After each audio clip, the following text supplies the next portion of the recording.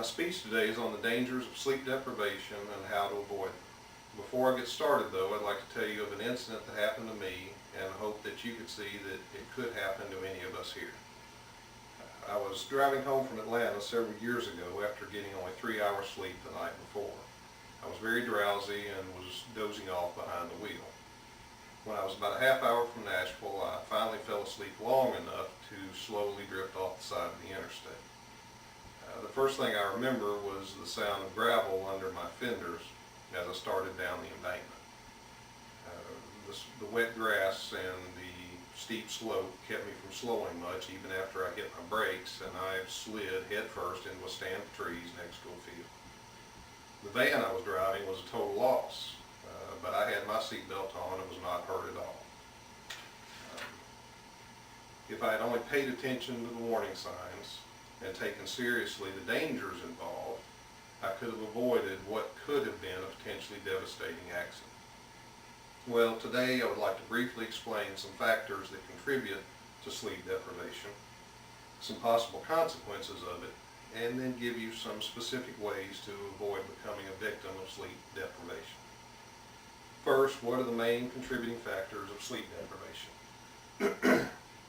Today's work environment, especially shift work, is a significant reason for our nation's sleep deficit. We've always had manufacturing plants, police, firefighters, hospitals that had to be staffed 24 hours a day, but we now have more workers on abnormal schedules than ever before. The main problem with shift work is that it seriously disrupts our normal sleep cycles. We're meant to sleep at night, and when we have to try to sleep during the day, even if we get enough sleep, it's often very low quality. According to Lawrence Epstein, MD of Harvard Medical School, a 2005 survey by the National Sleep Foundation found that during the preceding year, 75% of adults in this country had at least one symptom of a sleep problem, such as waking a lot during the night or snoring. The effects of working such a schedule are also detailed by Stanley Corn, a professor of psychology at the University of British Columbia. Generally speaking, shift workers can be considered a chronically sleep-deprived population. The level of the disturbance is similar to that seen in clinical insomnia, and the mechanism seems to be a disruption of the normal circadian cycle of sleep and activity. Many people also have to work multiple jobs. This often leads to not enough time for sufficient sleep after tending to all your other responsibilities. Having so much to do when you're awake also contributes to being stressed too easily to go to sleep at night, also cutting into your sleep time.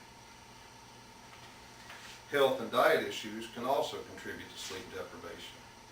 Weight gain caused by an unhealthy diet and lack of exercise can lead to snoring or sleep apnea, especially in men. I know losing weight is not an easy thing to do, but it has been consistently shown to be very helpful in reducing snoring and sleep apnea. Consumption of alcohol or caffeine too close to bedtime can also disrupt natural sleep cycles.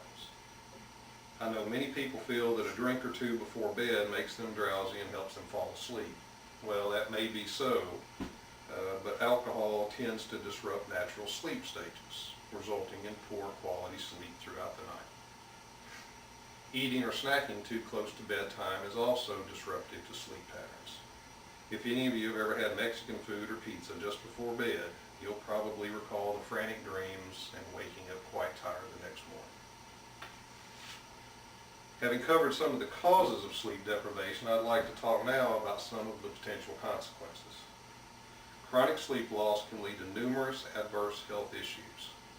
Andrew Rader, in an article for Acupuncture Today, addresses the probable effects of abnormal sleep rhythms on the body's hormones.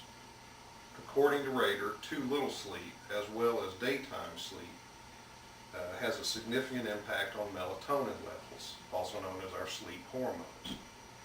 This, in turn, lessens the body's reaction to insulin, resulting in what is known as insulin resistance. The effects of that resistance are numerous and range from diabetes to obesity.